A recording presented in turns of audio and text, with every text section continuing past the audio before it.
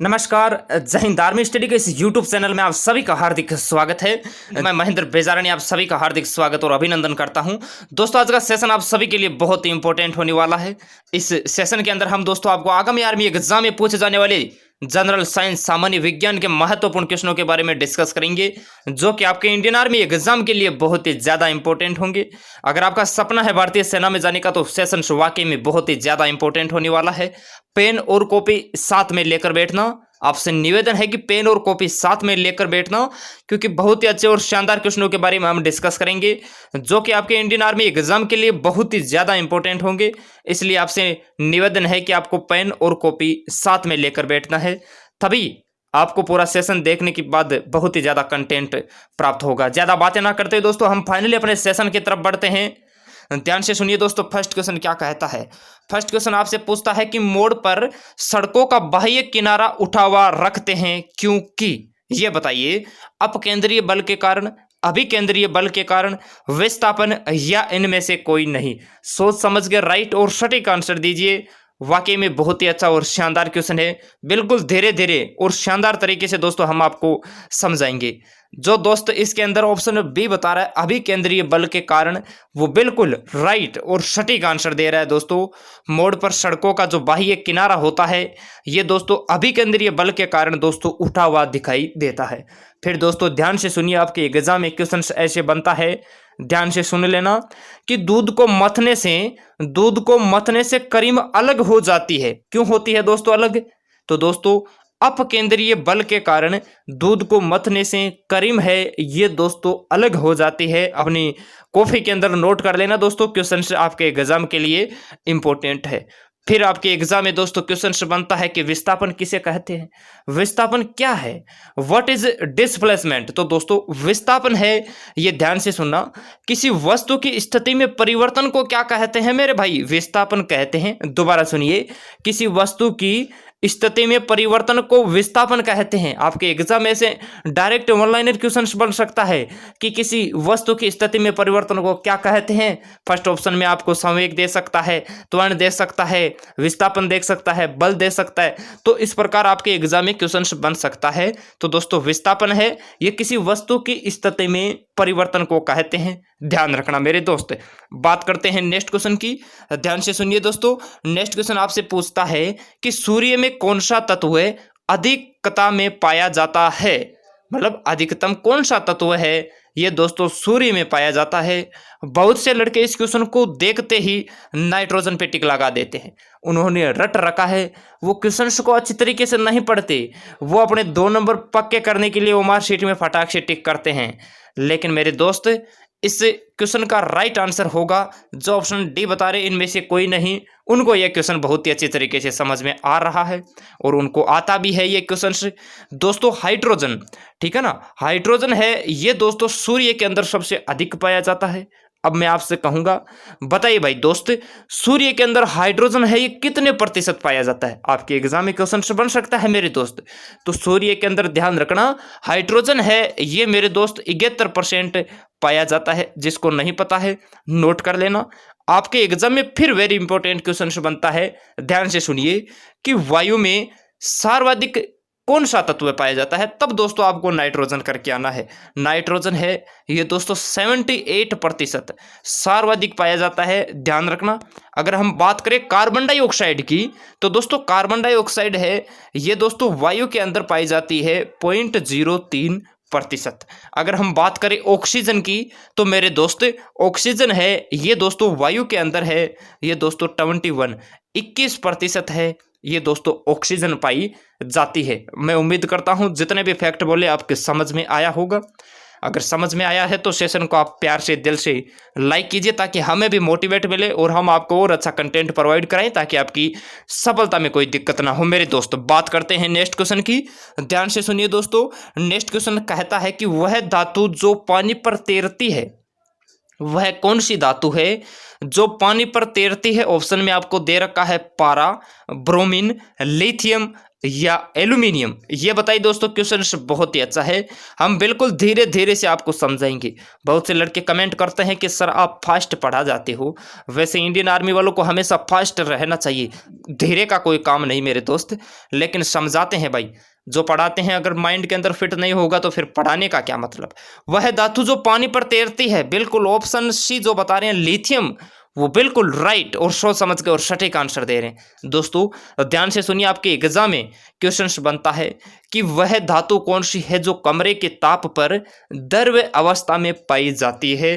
तब आपको फटाक से पारा करके आना है, पारा, Hg या मरकरी।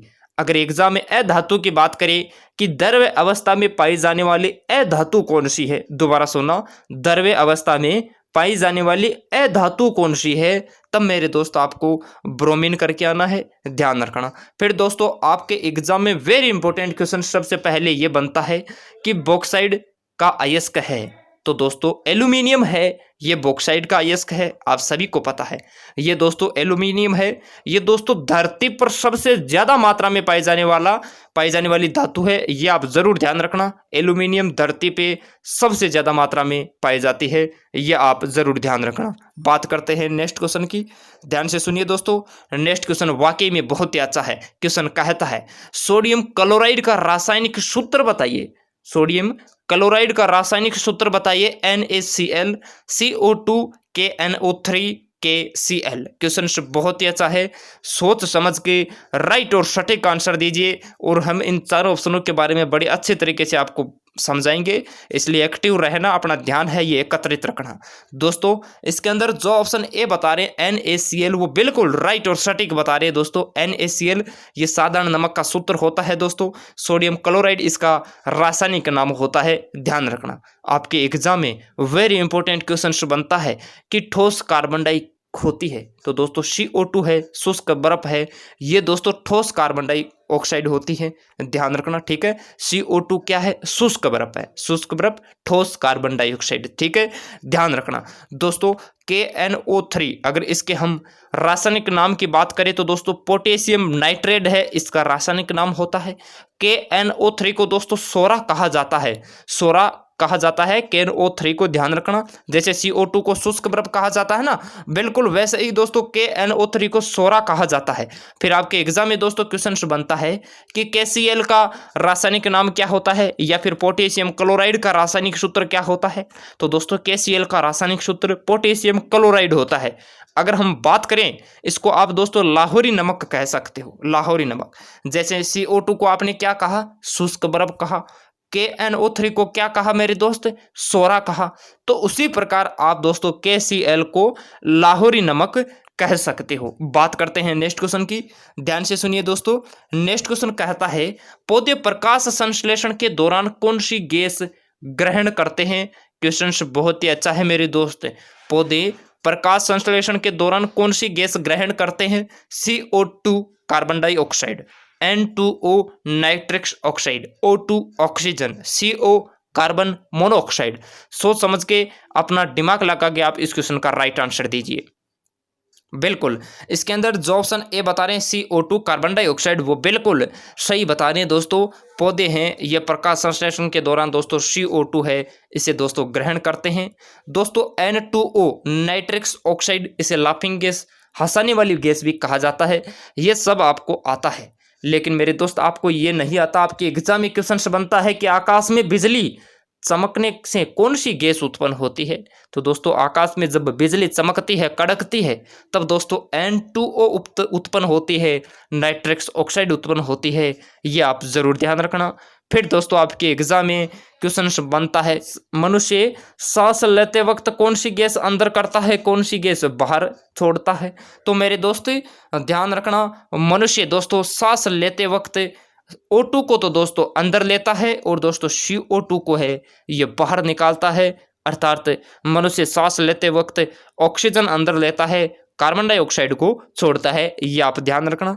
दोस्तों CO कार्बन मोनोऑक्साइड यह जहरीली गैस है, आप ध्यान रखना। बात करते हैं नेक्स्ट क्वेश्चन की, ध्यान से सुनिए मेरे दोस्त। नेक्स्ट क्वेश्चन कहता है कि मोतियाबिंद बीमारी किससे संबंधित है। ऑप्शन में आपको दे रखा है पेंक्रियाज, फेफड़े, आंखें, जोड़ों की सूजन। ये बताइए दोस्तों, मोतियाबिंद बीमारी है ये किस से संबंधित है, ये आपको बताना है। क्वेश्चन वाकई में बहुत ही अच्छा है। इसके अंदर जो ऑप्शन सी बता रही आंखें, वो बिल्कुल राइट और सटीक बता रही है दोस्तों। मोतियाबिंद, ट्रेकोमा, ये सब दोस्तों आंख से संबंधित बीमारी है। ध्यान रखना, आपके एग्जाम में दोस्तों क्वेश्चन बन सकता है कि पेनक्रियाज किससे संबंधित बीमारी है। तो दोस्तों पेनक्रियाज है ये डायबिटीज से संबंधित बीमारी है। निमोनिया है ये दोस्तों फेफड़ों से संबंधित है। और दोस्तों आपके एग्जाम में वेरी इंपॉर्टेंट क्वेश्चन बनता है कि अर्थराइटिस बीमारी किन से संबंधित है। अभी जो एग्जाम हो रहे हैं 19 जनवरी 23 फरवरी, उनके एग्जाम में दोस्तों क्वेश्चन ये पूछा गया था कि अर्थराइटिस बीमारी किस से संबंधित है। तो दोस्तों जोड़ों के सूजन से अर्थराइटिस बीमारी संबंधित है। बढ़ते हैं दोस्तों अपने नेक्स्ट क्वेश्चन की तरफ। नेक्स्ट क्वेश्चन कहता है मनुष्य शरीर की सबसे मजबूत मांसपेशी कौन सी है। क्वेश्चन अच्छा है मेरे दोस्त। जांग की, दांत की, जबड़े की, या इनमें से कोई नहीं। मानव शरीर की सबसे मजबूत मांसपेशी आप सभी को बताना है। क्वेश्चन वाकई में बहुत ही अच्छा है।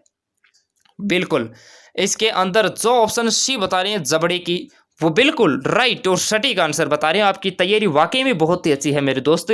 मानव शरीर की सबसे मजबूत मांसपेशी है यह जबड़े की है। अगर जबड़े की कौन सी है अगर आपको ये पूछे तो मेरे दोस्त जो जबड़े की सबसे मजबूत जो मांसपेशी है उसका नाम हम यहाँ पर लिख देते हैं। उसका नाम है मेरे दोस्त मैंडिबल। जिसको नहीं पता है नोट कर लेना, जिसको पता है बहुत ही अच्छी बात है। दोस्तों आपके एग्जाम में क्वेश्चन बनता है कि मनुष्य के शरीर की सबसे बड़ी हड्डी या तो किस में पाई जाती है, तब आपको जांग करके आना है। और जांग की कौन सी है, तो ये मेरे दोस्त फीमर है। ये सबसे बड़ी हड्डी है, आपको पता है। दोस्तों आपके एग्जाम में क्वेश्चन बनता है कि मनुष्य के शरीर का सबसे कठोर अंग कौन सा है, तो मेरे दोस्त दांत का है, ये सबसे कठोर अंग है। अगर बात करें कि सबसे कठोर अंग है ये दांतों का क्या है, तो मेरे दोस्त दांतों का जो इनामेल होता है ये मेरे दोस्त सबसे कठोर है। ये आप ध्यान रखना। बात करते हैं दोस्तों नेक्स्ट क्वेश्चन की। नेक्स्ट क्वेश्चन कहता है निम्नलिखित में से किस विटामिन में धातु होती है। ये बताइए, क्वेश्चन वाकई में बहुत ही अच्छा है। किस विटामिन में धातु होती है। विटामिन ए में होती है, विटामिन डी में होती है, या दोस्तों विटामिन B12 विटामिन B12 में होती है, या विटामिन ई में होती है। क्वेश्चन वाकई में बहुत ही अच्छा है। बिल्कुल आपने राइट आंसर दिया। जो ऑप्शन सी बता रहे हैं विटामिन B12 वो बिल्कुल सही बता रहे हैं दोस्तों। कोबाल्ट है ये धातु विटामिन B12 में पाई जाती है, आप सभी को पता है।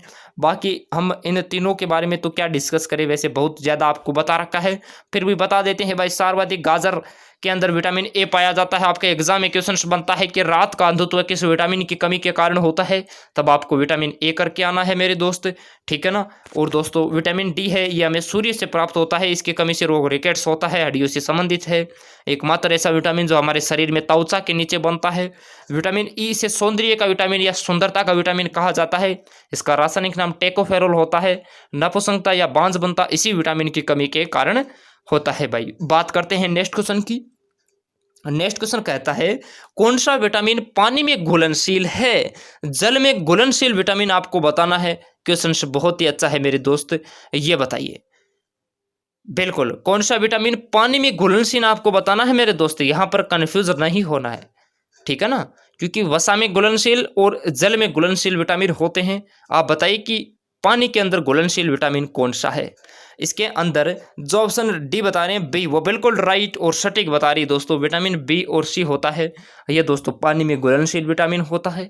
दोस्तों ध्यान रखना, अगर हम बात करें कि वसा में घुलनशील विटामिन की, तो मेरे दोस्त वसा में घुलनशील विटामिन है ये दोस्तों ए, डी, ई और के होता है, ये आप ध्यान रखना, ठीक है ना।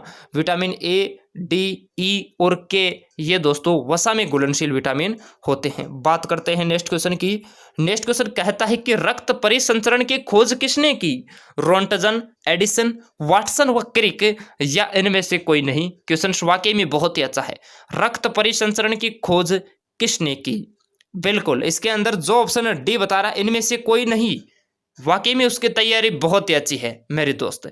रक्त परिसंचरण की खोज है ये दोस्तों विलियम हार्वे ने की थी। जिस दोस्त को नहीं पता है नोट कर लेना। विलियम हार्वे ने दोस्तों रक्त परिसंचरण की खोज की थी। आपके एग्जाम में वेरी इंपॉर्टेंट क्वेश्चन बनता है मेरे दोस्त कि अक्सरे किरणों की खोज किसने की।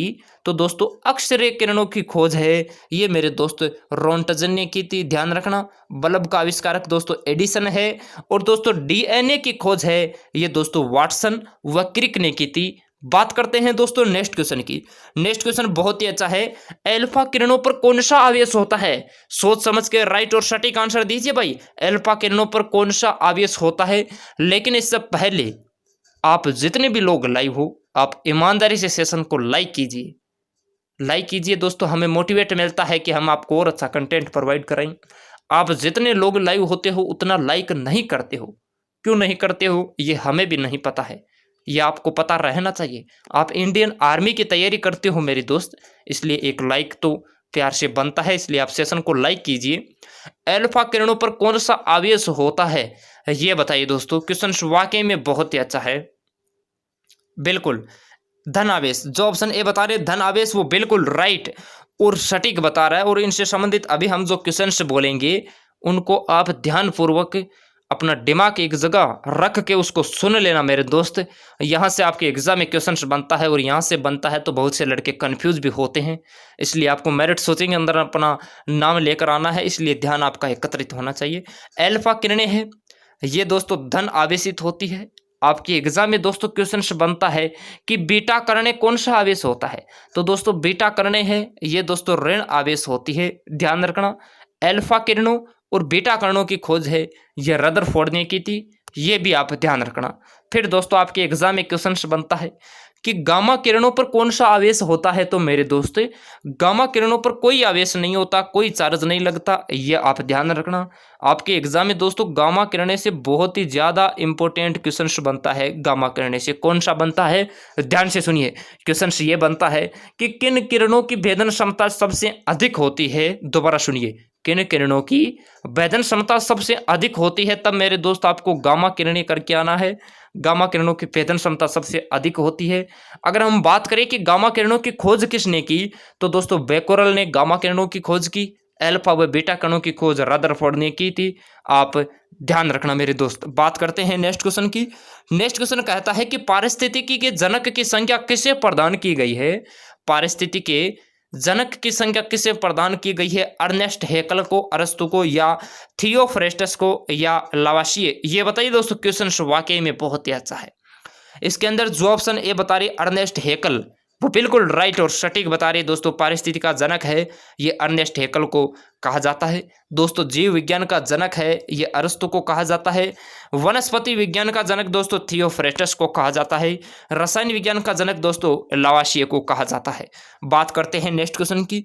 नेक्स्ट क्वेश्चन है दोस्तों, रुधिर में ग्लूकोज की मात्रा बढ़ना क्या कहलाता है? रुधिर में ग्लूकोज की मात्रा बढ़ना क्या कहलाता है? अवशोषण, मधुमेह, हिपेरिन, या पेप्सिन व रेनिन? क्वेश्चन वाकई में बहुत ही अच्छा है मेरे दोस्त।